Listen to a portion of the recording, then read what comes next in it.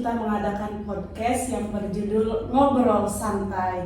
Nah, perlu diketahui juga teman-teman, ini adalah podcast pertama kita. Jadi, tonton dan enjoy ya.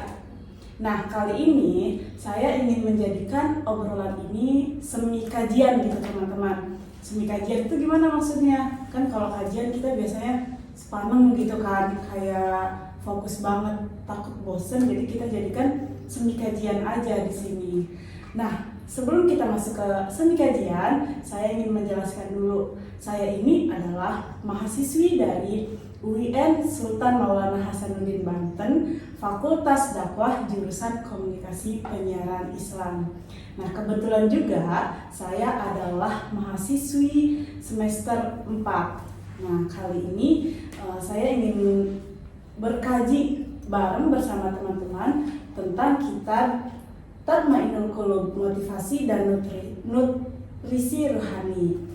Nah, teman-teman, di kitab ini adalah karangan kiai saya yang berada di Jepara, Jawa Tengah. Kiai saya ini adalah pengasuh pondok pesantren Darul Falah Amsilati Pusat yang berada di Jepara, Jawa Tengah. Nah juga teman-teman, kiai saya ini terkenal dengan kiai ahli syair.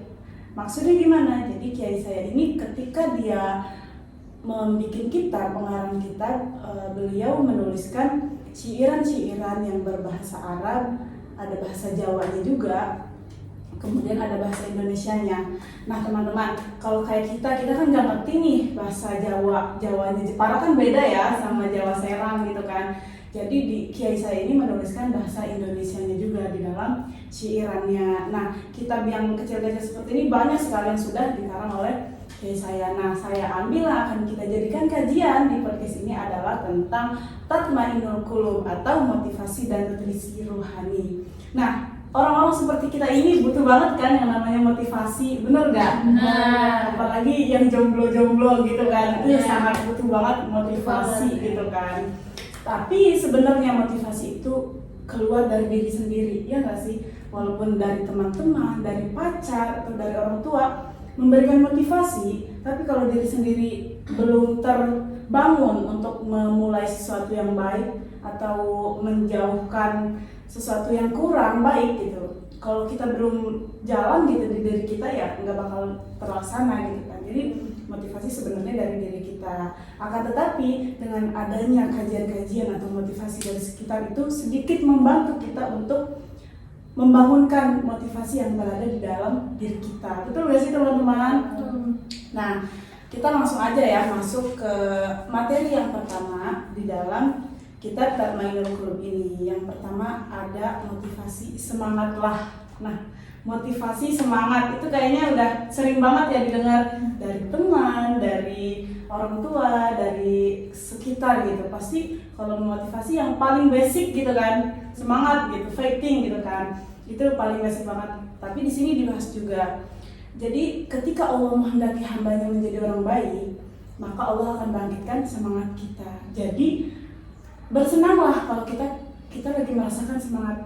Karena kalau kita lagi merasakan semangat, itu artinya Allah itu menghendaki kita menjadi orang baik. Makanya Allah turunkan kesemangatan di dalam diri kita.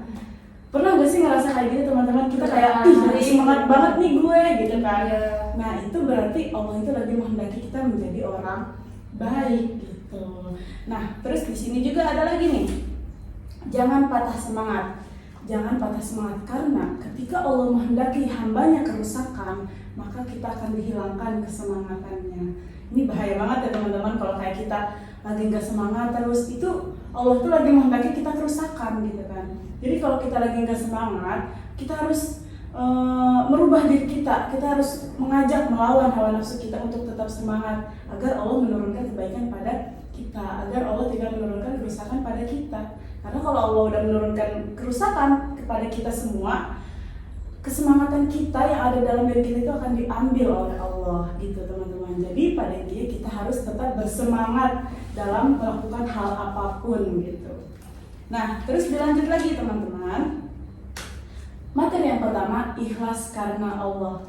Kata ikhlas itu adalah sesuatu yang lumayan sulit ya untuk dilakukan kita semua gitu kan. Nah, ternyata ikhlas ini sangat besar pengaruhnya terhadap diri kita.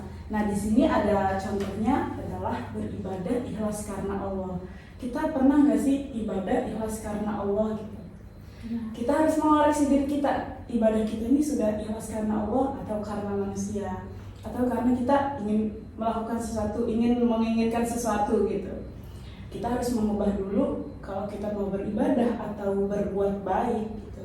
Kita harus meluruskan niat kita untuk ikhlas kepada Allah gitu. Nah, di sini ya, ibadah karena mengharap surga itu boleh, tapi ibadah mencari ridha Allah itu lebih indah. Jadi kalau kita beribadah menginginkan surganya Allah itu sebenarnya boleh, akan tetapi ibadah karena mencari ridha Allah itu lebih indah teman-teman. Terus ada juga nih, ibadah karena takut api neraka boleh, tapi ibadah karena mencari ridha Allah itu lebih indah gitu. Kemudian beramal, bersedekah, sholat duha karena ingin kaya itu boleh, akan tetapi beribadah karena menginginkan ridha Allah itu lebih indah. Pokoknya setiap ibadah kita, kelakuan kita gitu, kita niatkan ikhlas karena Allah, karena itu lebih indah dari apapun. Dari kita ibadah mengharapkan surga, dari ibadah kita sedekah supaya kita kaya gitu, itu semuanya kalah dengan ibadah karena mencari ridha Allah, karena itu lebih indah gitu teman-teman. Kemudian beribadahlah seperti ibadah kaum mukhlisin, jangan beribadah seperti ibadahnya para pedagang. Maksudnya gimana sih? Jadi modal kecil minta untuk besar, ibadah sedikit minta ditukar dengan surga gitu. Jadi kayak kita nih pengennya surga, sholat aja kita masih bolong-bolong, bener gak sih teman-teman? Kita pengen surga tapi kita masih sering gibah, bener gak sih? Kayak ibadah sedikit masih sering bohong atau masih sering melakukan keburukan, kejelekan-kejelekan yang sepele gitu, tapi kita pengen surga gitu. Jadi ya kita tetap berdoa aja, semoga kita selalu bertaubat, selalu ingat kepada Allah ketika kita melaksanakan keburukan atau kemaksiatan. Kalau kita ingat kepada Allah, kita bisa bertaubat gitu ya teman-teman. Karena sebenarnya kalau kita ibadah kemudian kita belum ingat sama Allah, itu karena Allah juga nggak menghendaki gitu. Jadi kalau kita lagi bermaksiat gitu ya, melakukan kesalahan, kemudian kita ingat kepada Allah, itu suatu nikmat sebenarnya, karena nggak semua orang merasakan itu. Ada yang terlena dengan maksiatnya, ada yang terlena dengan keburukannya, tapi dia nggak ingat Allah. Maka ada suatu kenikmatan jika kalau kita melakukan keburukan atau kemaksiatan, kemudian kita ingat kepada Allah, itu suatu kenikmatan yang sangat amat terasa gitu. Itu ya teman-teman. Nah, dilanjut teman-teman, janganlah beribadah seperti ibadahnya para budak. Mau bekerja karena takut dicambuk, mau ibadah karena takut dibakar api neraka. Jadi para budak itu beribadah karena dia tuh takut kepada tuannya, takut dicambuk gitu. Jadi mereka mau beribadah. Terus juga kita jangan seperti itu. Kita beribadah karena takut dibakar api neraka. Jangan ya teman-teman, kita ibadah tapi diniatkan takut dibakar api neraka. Jadi sebaiknya, sebagusnya gitu tuh, kalau kita beribadah atau melaksanakan kebaikan, itu kita niatkan untuk mencari ridha Allah Subhanahu wa Ta'ala. Karena beribadah dengan mencari ridha Allah, beribadah karena ikhlas karena Allah, itu lebih indah dari apapun. Itu ya teman-teman. Kemudian keikhlasan, kesadaran hidup agar rela menerima kenyataan yang ada. Masalah utama manusia adalah tidak sanggup menerima kenyataan. Seringkali saya sendiri pun terkadang merasa kecewa untuk menerima kenyataan yang tidak sesuai, yang tidak diinginkan oleh kita gitu. Itu sangat menyakitkan sebenarnya. Akan tetapi itu adalah suatu keikhlasan yang sangat indah gitu. Jadi kalau kita mendapatkan sesuatu kenyataan yang tidak sesuai keinginan kita, itu sebisa mungkin kita ikhlas, kita menerimanya gitu. Karena itu adalah suatu keikhlasan yang tinggi. Karena tidak ada keikhlasan, maka tidak ada kebahagiaan. Kalau kita hidupnya diselingi dengan selalu tidak menerima, selalu tidak ikhlas, kita tidak akan mendapatkan kebahagiaan yang abadi. Karena kalau kita melakukan kehidupan dengan tenang dan dipenuhi dengan keikhlasan, maka kita akan diselingi oleh kebahagiaan. Kita akan selalu dikelilingi oleh kebahagiaan di dalam kehidupan kita. Ada banyak hal yang telah dirancang Allah untuk Anda melalui kejadian yang tidak Anda sukai. Jadi terkadang kita membuat planning seperti ini gitu, akan tetapi yang Allah turunkan itu yang direncanakan oleh Allah gitu, tidak sesuai dengan planning kita yang kita buat gitu. Nah, itu adalah suatu bentuk kita harus menerimanya gitu. Kita harus ikhlas untuk menerima tersebut, karena terkadang rencana kita itu tidak sebanding dengan rencana Allah. Rencana Allah itu lebih indah teman-teman dibanding rencana kita. Walaupun kalau semisal rencana kita tidak terlaksana gitu, kita merasa sakit hati, boleh sakit hati, tapi kita harus tetap menerima kenyataannya. Kita harus tetap ikhlas untuk melakukan sesuai yang direncanakan oleh Allah. Jadi jangan berkecil hati atau berputus asa ketika keinginan kita tidak sejalan, kenyataan tidak sejalan dengan keinginan yang kita inginkan gitu teman-teman. Kemudian cara terbaik untuk ikhlas adalah menyadari bahwa apapun yang sudah terjadi memang harus terjadi karena ada tujuan mulia di sana seperti pendewasaan, kemuliaan, dan kesuksesan. Jadi kalau semisal ada yang terjadi akan tetapi itu bukan keinginan kita, kita harus menyadarinya bahwa semua kejadian itu sudah ditakdirkan oleh Allah. Semua keadaan itu sudah ditakdirkan oleh Allah, maka kita harus menerimanya. Nah, itu bentuk suatu keikhlasan yang tertinggi. Kita menerima hal-hal yang sudah ditakdirkan oleh Allah, walaupun tidak sejalan dengan keinginan kita. Akan tetapi kita terima bahwa ini adalah takdir dari Allah, bahwa ini adalah ketetapan dari Allah. Kita berhak menerimanya gitu. Kita harus menjalankan dengan penuh keikhlasan dan kemauan yang tinggi gitu. Nggak apa-apa gitu, ini semuanya sudah direncanakan oleh Allah, maka jalankan saja gitu. Kemudian teman-teman, ikhlas berarti kita sanggup menerima kenyataan bahwa hal itu harus terjadi. Jadi kita ikhlaskan walaupun itu bukan yang keinginan kita, akan tetapi itu sudah direncanakan oleh Allah. Ya udah, kita terima saja keadaan tersebut. Oke teman-teman, kita kan dari tadi nih ngebahas tentang keikhlasan gitu kan. Kira-kira apa nih keikhlasan apa yang pernah kalian luangkan gitu terhadap kejadian-kejadian yang tidak diinginkan di dalam kehidupan kalian gitu. Ada gak sih kira-kira? Ada gak kalau Kak Anissa? Ada. Jadi tuh aku pernah gak kesampean gitu. Aku pengen kuliah di UNJ tapi ternyata aku malah masuknya di UIN. Itu kan salah satu bentuk keikhlasan gitu. Kayak aku punya mimpi di UNJ gitu, tapi Allah memberikan aku di UIN gitu. Mungkin ya itu tadi, itu takdir, tapi Allah tuh pasti punya rencana yang lebih baik lagi. Kenapa sih aku nggak diterima di UNJ gitu.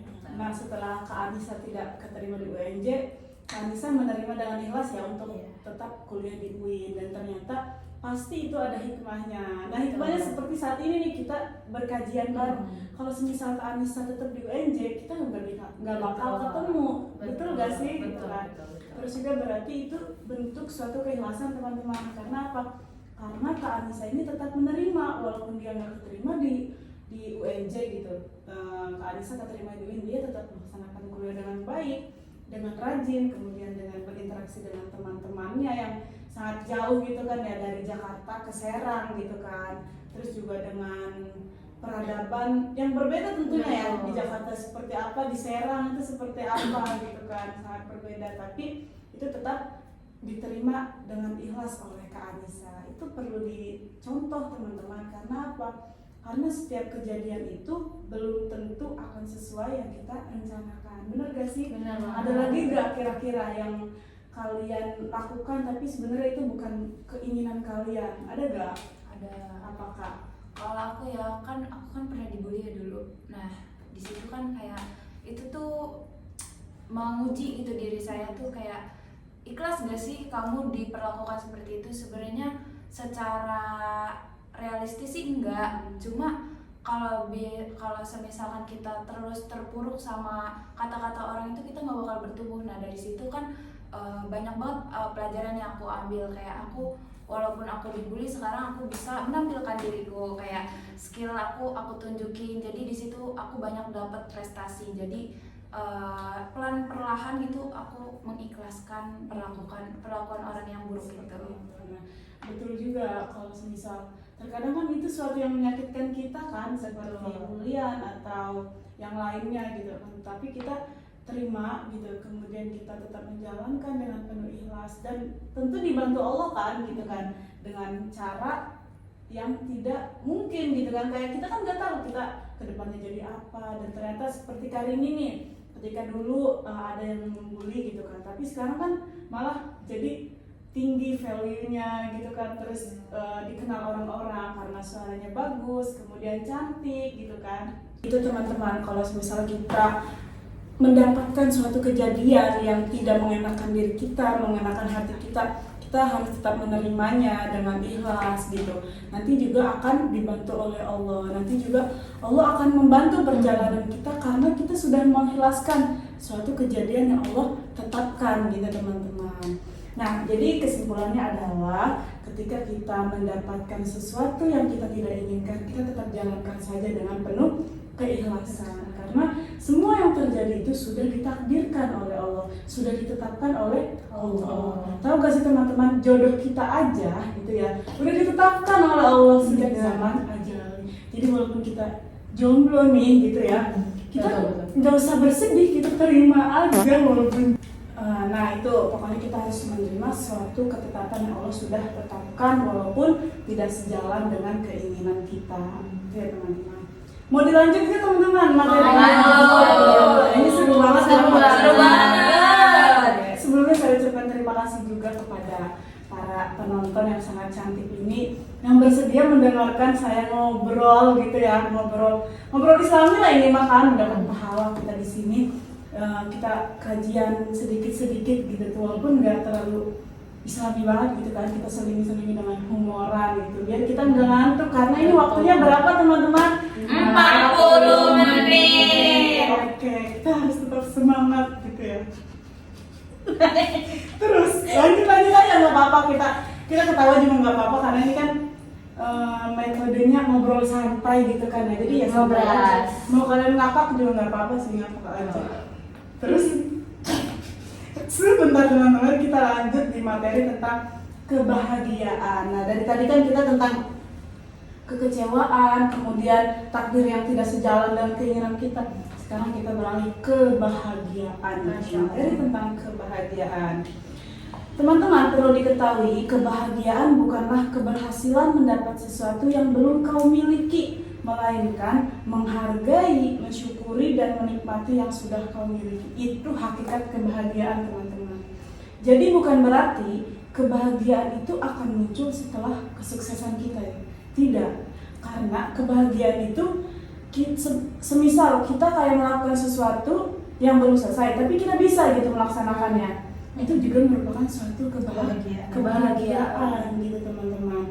Contoh kecilnya kayak ada tugas Bu Asia gitu kan, tugas Bu Asia membuat artikel di mana dengan tenggat waktu yang dikit gitu kan ya, kemudian susah, kemudian kita melaksanakannya, membuat abstrak gitu, walaupun membuat abstrak hanya dapat abstrak gitu di minggu ini, tapi itu akan muncul suatu kebahagiaan di dalam diri kita. Bener gak sih teman-teman? Itu karena membuat abstrak aja kayak susah ya. Iya, apalagi ada Turnitin gitu kan.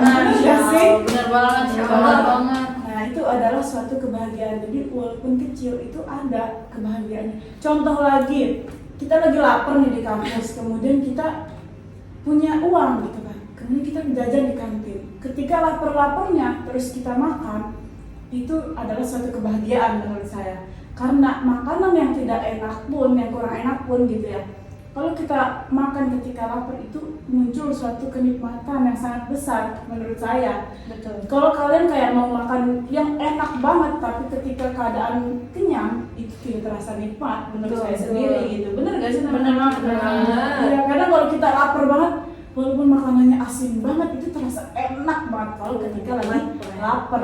Tapi kalau ketika lagi kenyang, seenak apapun makanan itu kita enggak ngerasa nikmat. Makanya itu suatu kebahagiaan yang kecil gitu tapi amat terasa. Maka dari itu kesimpulannya, jadi kebahagiaan itu tidak muncul setelah kesuksesan saja gitu, tidak muncul setelah apa yang kita lakukan itu selesai, tidak. Tetapi kita bisa melakukan hal-hal kecil aja terus kita bisa, itu merupakan satu kebahagiaan gitu teman-teman. Kemudian kebahagiaan hati itu ada pada memberi. Makin banyak memberi, makin bahagia hati. Jadi kayak memberi ini merupakan suatu kebahagiaan gitu. Contoh kecilnya kayak kita mengapresiasi teman kita gitu dengan memberi permen atau memberi traktiran di kantin gitu. Itu adalah suatu kebahagiaan. Yang orang kaya yang sebenar-benarnya itu adalah bukan orang yang bisa mengumpulkan atau memiliki kekuasaan yang banyak dan harta yang banyak. Akan tetapi orang kaya itu adalah yang suka memberi dan senang melayani. Itu orang kaya sebenarnya. Jadi seringkali kita melihat nih, ada orang kekayaannya banyak, hartanya melimpah gitu kan, tapi dia jarang memberi atau jarang sekali melayani. Kita akan melihat di situ bahwa kekayaan itu tidak ada apa-apanya gitu. Akan tetapi kalau orang kaya yang suka memberi, melayani terhadap orang sekitar, bahkan orang yang di bawahnya gitu, itu akan terlihat sisi kedermawanannya. Jadi harta yang dia miliki itu tidak hanya dia yang bisa merasakan, tapi orang sekitar yang merasakan. Itu adalah kekayaan yang sebenarnya. Jadi kalau kita nih sering memberi, terus sering melayani, ya udah berarti kita ini adalah orang kaya teman-teman. Jadi jangan pelit atau jangan sombong gitu. Ketika teman kita ada yang sakit atau membutuhkan, kita bantu gitu. Kita bantu sebisa mungkin. Nah, di situ ada letak sisi kekayaan di dalam diri kita. Karena apa? Karena orang kaya sejati itu adalah orang yang sering membantu dan melayani. Tapi orang kaya yang bukan orang kaya sebenarnya itu adalah hanya memiliki harta kekayaan saja. Dia tidak memberi dan melayani orang-orang sekitar. Itu teman-teman kekayaan yang sebenarnya. Jadi kekayaan yang sebenarnya itu adalah di dalam sisi memberi dan melayaninya kepada sekitar. Kemudian karena di atas langit masih ada langit. Jadi kalau kita merasa tinggi, harus ingat bahwa di atas kita tuh masih ada lagi yang lebih tinggi. Kalau kita tinggi lagi gitu, merasa tinggi, sesungguhnya ada lagi yang lebih tinggi dari kita gitu. Maka kesimpulannya adalah jangan pernah sombong, jangan pernah merasa tinggi hati, tinggi diri. Itu tidak diperbolehkan dalam Islam teman-teman. Dan juga di bawah bumi masih ada bumi. Ini sebenarnya perumpamaannya sih maksudnya. Kemudian di atas orang pandai itu masih ada orang yang lebih pandai. Jangan pernah merasa pandai karena ada orang yang lebih pandai gitu. Di bawah orang sengsara itu masih ada orang yang lebih sengsara. Kemudian ketika kita lagi merasa sengsara banget, hidupnya lagi susah banget, ingat teman-teman, di bawah kita masih ada yang lebih sengsara. Kita lagi susah banget gitu, kerasannya gitu ya. Ingat juga di bawah kita ada yang lebih sengsara, ada yang lebih susah gitu. Maka jangan pernah merasa tinggi dan jangan pernah merasa rendah juga teman-teman. Karena Allah itu menyukai di tengah-tengah. Tidak menyukai orang yang berlebihan dan tidak menyukai orang yang terlalu mengurang-urangkan gitu. Karena Allah itu sukanya di tengah-tengah, maksudnya pas-pasan aja. Kayak contohnya teman-teman, kayak kita menyukai seseorang itu jangan berlebihan, kita biasa aja gitu. Kemudian dalam membenci seseorang juga jangan terlalu berlebihan juga, kita harus bisa di tengah-tengahnya gitu teman-teman. Kemudian bila kau kaya atau sukses, bersyukurlah, tapi jangan tinggi hati. Di luar sana masih banyak yang lebih kaya dan sukses. Kalau sudah kaya, jangan merasa gue ini kaya gitu. Jangan merasa kayak gitu, karena di atas orang kaya masih ada orang yang lebih kaya gitu. Kemudian sebaliknya, ketika kita merasa miskin, kita jangan rendah diri. Maksudnya jangan terlalu merasa paling sengsara. Karena di bawah orang miskin masih ada yang lebih miskin gitu teman-teman.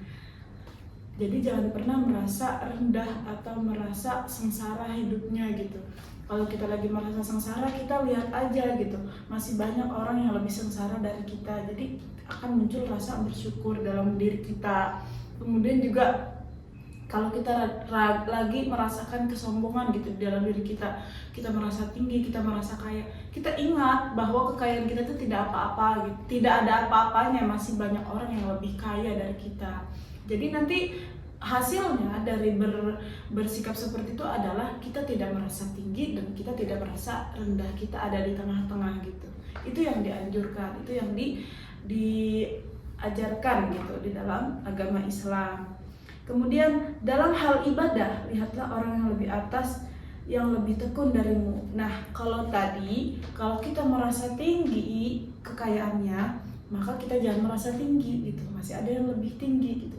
Kalau ini kebalikannya, kalau dalam keadaan ibadah, peribadahan gitu, kita harus melihat ke atas, bukan melihat ke bawah. Kalau kita sudah rajin nih, terus ada teman kita yang lebih rajin, ya kita ikuti orang-orang yang lebih rajin dalam ibadahnya. Tidak kita melihat gue ibadahnya rajin dibanding temen gue yang itu gitu, berarti gue paling bener. Tidak ya teman-teman. Kalau dari sisi ibadah kita harus melihat ke yang lebih tinggi gitu. Oke teman-teman, kesimpulannya di obrolan santai kita kali ini adalah kaya itu tidak gratis teman-teman. Kaya itu harus diperjuangkan. Perjuangan lahir dengan kerja keras, perjuangan batin dengan banyak sedekah.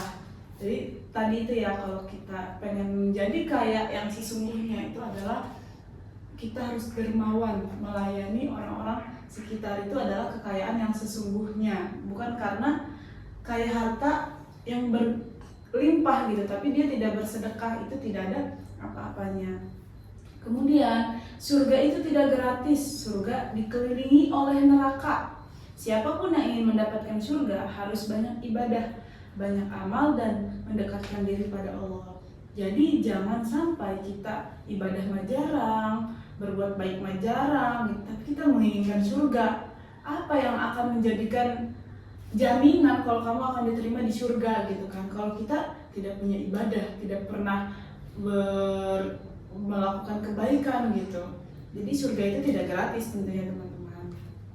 Kemudian keberhasilan itu tidak gratis. Keberhasilan ada di balik tetesan keringat dan tetesan air mata. Jadi kalau sekarang kita lagi banyak banget tugas, banyak banget beban gitu yang harus kita laksanakan, yaitu adalah suatu proses yang menuju keberhasilan kita nanti gitu. Karena keberhasilan dan kesuksesan itu tidak mudah, pasti ada proses kesusahannya, proses bebannya di dalamnya gitu. Kita akan merasakan stres, kebingungan, kemudian capek, lelah gitu dalam menuju suatu kesuksesan tersebut gitu. Karena kesuksesan itu tidak gratis, keberhasilan itu tidak gratis teman-teman. Jadi jangan sampai nih kita hidupnya cuma scroll TikTok, tiduran aja, tapi cita-cita kita itu tinggi banget gitu kan. Jadi kita harus berani payah dan capek dulu gitu sekarang. Nanti kita akan mendapatkan keberhasilan di masa depan gitu. Kalau sekarang kita aja males gitu ya, kita hanya rebah-rebahan doang nonton TikTok, tapi cita-cita kita pengen jadi presiden gitu. Ya itu mah mimpi banget gitu kan gitu. Jadi kalau kita menginginkan sesuatu yang tinggi, usaha kita juga harus tinggi, harus mau melakukan apapun demi mencapai cita-cita tersebut. Ya pikirannya seperti ini aja teman-teman. Kalau kita punya cita-cita tinggi, berarti pengorbanan kita juga harus tinggi. Betul bukan? Betul. Nah itu ya teman-teman. Kemudian bahagia itu tidak gratis. Bahagia ada di balik duka dan air mata. Pernah nggak sih teman-teman ngerasain kayak kalau kita lagi lelah banget, capek banget, terus itu terlaksana atau selesai, kemudian kita muncul bahagia banget udah beres. Contoh nih, kita kan UAS lagi banyak banget tugas gitu, tapi setelah UAS kita kayak ya Allah alhamdulillah selesai juga gitu kan. Iya. Itu adalah suatu kebahagiaan yang hakiki tentunya, karena bahagia itu dibalik duka dan air mata. Ada gak sih yang kayak duka sambil nangis, sambil marah-marah gitu ya? Itu sebenarnya duka dan prosesnya kita menuju kebahagiaan gitu teman-teman. Kemudian ada juga nih untuk renungan kita semua, kehidupan Nabi Sulaiman alaihissalam yang sesungguhnya beliau itu tiap malam membuat tikar dari daun kurma. Pernah dengar gak sih ceritanya teman-teman? Kalau kita tahu kayaknya Nabi Sulaiman tuh orang kaya gitu kan ya, orang paling kaya, orang punya segalanya, raja gitu kan. Tapi ternyata di balik itu ternyata Nabi Sulaiman alaihissalam ini setiap malamnya membuat tikar dari daun kurma, kemudian dijual oleh abidnya secara diam-diam. Nah itu jadi dari penghasilan itu Nabi Sulaiman kaya. Bayangin aja membuat tikar gitu setiap malam, itu kan susah ya, susah, berat, capek juga. Nah itu ternyata dibalik kekayaan Nabi Sulaiman ternyata teman-teman. Kemudian kalau laku 3 dinar maka 1 dinar untuk upah abidnya, 1 dinar untuk beli bahan baku tikar berikutnya, dan 1 dinar untuk beli sabura sejenis roti kering untuk makan Nabi Sulaiman. Jadi ketika sudah mendapatkan penghasilan dari penjualan tikar, ternyata Nabi Sulaiman ini membagi-bagi. Pertama buat modal lagi, kemudian buat upah si yang penjualnya tadi, kemudian buat Nabi Sulaiman sendiri. Jadi Nabi Sulaiman ini kaya dan juga dermawan. Itu teman-teman kekayaan yang sesungguhnya. Dia itu bukan kaya dengan hartanya saja, akan tapi dengan kedermawanannya.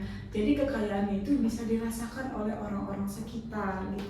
Nanti nih kalau di kehidupan berikutnya, di masa depan kita, kalau kita udah menjadi orang sukses gitu, amin ya, orang kaya, kita jangan pernah melupakan sekitar kita untuk berbagi uang, pengalaman gitu, kemudian berbagi motivasi juga gitu kepada orang-orang sekitar, agar orang-orang juga bisa merasakan kekayaan dan kesuksesan kita di masa depan nanti. Amin ya. Amin. Kita di masa depan kita menjadi orang yang sukses, orang yang kaya dan juga dermawan. Amin. Nah, mungkin itu aja teman-teman materi yang bisa saya sampaikan. Halo guys, kembali lagi di podcast part 2. Di podcast kali ini kita akan membahas tentang kenikmatan dunia, kemudian rasa bersyukur, kemudian hal-hal yang harus kita jauhi. Nah, kalau yang kemarin kita membahas tentang kesuksesan, gitu kan, tentang hakikat orang kaya. Kali ini kita akan membahas tentang kenikmatan yang ada di dunia. Langsung aja kita ke materi pertama, yaitu dunia ini tak pernah puas. Semakin Anda mengejar-ngejar kepuasan, Anda semakin terjebak di ruang yang tidak berujung. Belajarlah bersyukur dari apa yang telah kau miliki. Jadi, seseorang yang tidak pernah merasa bersyukur di dunianya, maka ia akan selalu kekurangan. Dia akan selalu merasa kurang akan hal apapun. Karena apa? Karena ia mengejar hal-hal yang dia tidak mampu, hal-hal yang tidak bisa dia lakukan. Nah, maka selama di dunia dia ini akan merasa tidak puas terus. Walaupun dia mempunyai sesuatu yang besar, dia akan tetap merasa tidak puas. Karena apa? Karena yang dipandang dia ini yang melebihi batas dia, yang melebihi batas kemampuan dia. Maka ini harus kita hindari teman-teman. Karena kalau orang yang selalu hidupnya merasa tidak bersyukur, dia akan merasa kekurangan terus-menerus. Nah, ini hal yang sangat buruk menurut saya sendiri. Karena ketika dia tidak bersyukur seperti itu, dia akan capek melalui kesehariannya. Karena ia akan selalu merasa kurang. Kemudian, mensyukuri dan menghormati apa yang telah dimiliki membuat kita selalu merasa aman. Nah, ini sebaliknya. Kalau tadi kita selalu merasa kurang dan tidak bersyukur, dia akan tidak aman dalam hidupnya. Dia akan merasa kekurangan terus di dalam hidupnya. Dia akan merasa sempit terus hidupnya. Akan tetapi sebaliknya, jika orang selalu merasa bersyukur di dalam hidupnya, di dunianya, maka hidupnya akan merasa aman, tentram, dan juga nyaman. Karena apa teman-teman?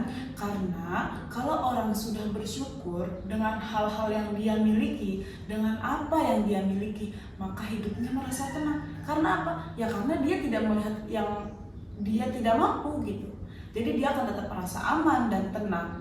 Tidak melewati batas kemampuannya dia. Dia mampunya cuma segini, nah dia bersyukur. Nah itu akan merasa aman. Akan tetapi sebaliknya, jika orang mampunya segini, tapi dia tuh selalu ingin yang seperti yang di atas gitu, dia akan tidak tenang hidupnya. Pengen terus mengejar-ngejar yang di atas. Padahal kemampuan dia ada di sini gitu, hanya segini. Nah, maka dari itu, kalau orang yang tidak bersyukur di dunianya tidak merasa aman.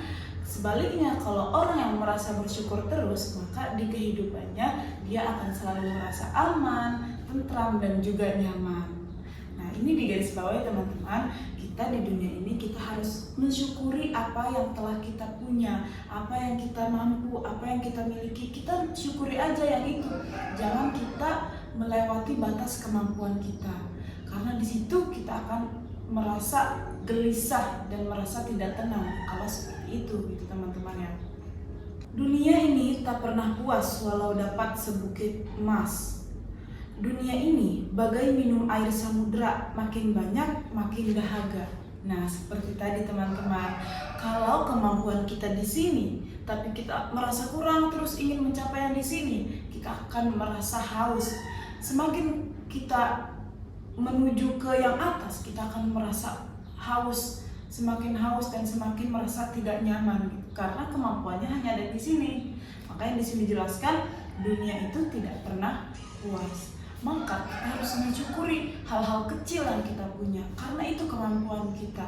Bukan berarti, digarisbawahi teman-teman, bukan berarti kita tidak boleh mempunyai mimpi yang tinggi. Bukan, ini beda lagi ya kalau ini. Kalau kita punya mimpi yang tinggi ya kita harus kejar dengan giat gitu sampai kepada apa yang kita inginkan gitu. Ini beda konsepnya kalau dengan mimpi ya. Kalau ini kita berada di konsep kebersyukuran yang kita miliki gitu. Kalau semisal kita hanya memiliki uang segini dan cukup untuk beli tempe contohnya.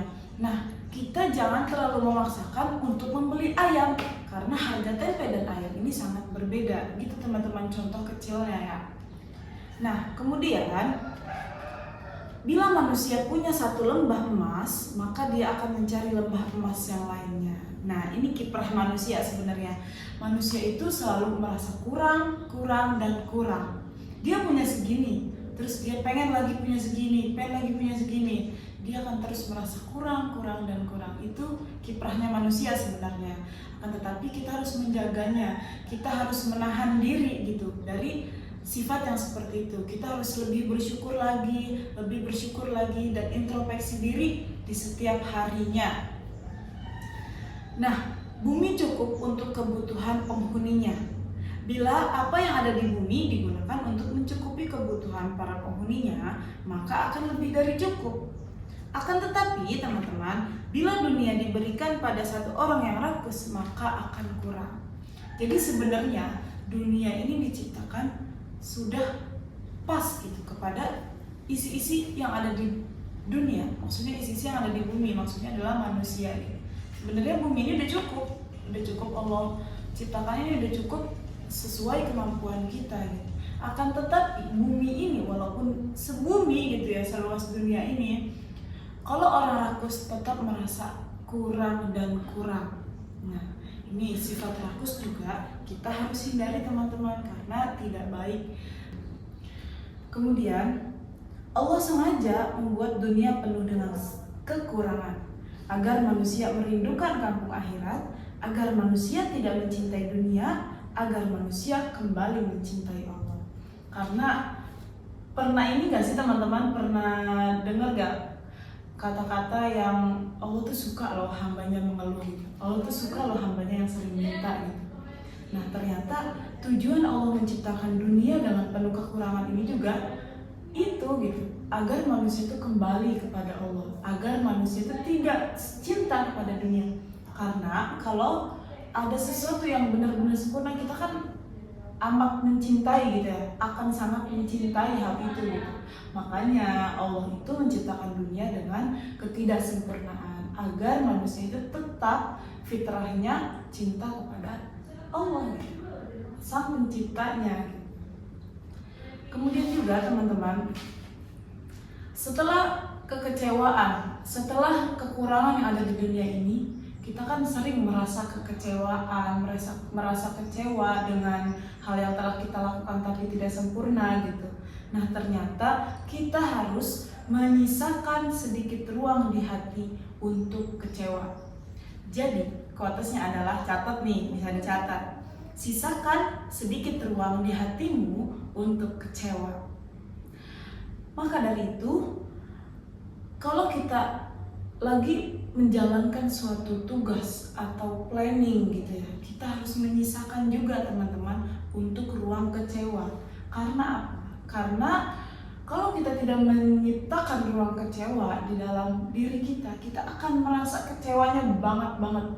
Akan tetapi, kalau kita dari awal sudah menaruh kepada diri kita atau meletakkan kepada diri kita suatu bentuk ruang untuk kekecewaan yang akan terjadi, nanti ketika planning kita itu tidak sesuai keinginan, maka kita tidak terlalu kecewa banget gitu. Jadi kita harus menyisakan ruang untuk kecewa.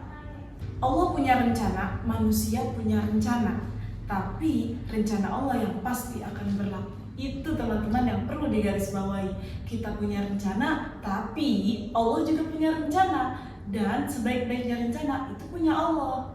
Maka kita itu hanya membuat rencana saja. Kalau semisal tidak sesuai dengan apa yang kita inginkan, nggak apa-apa, karena berarti yang dijalankan itu adalah rencananya milik Allah. Maka kita harus tetap menerimanya dengan senang hati, dengan riang gembira gitu teman-teman.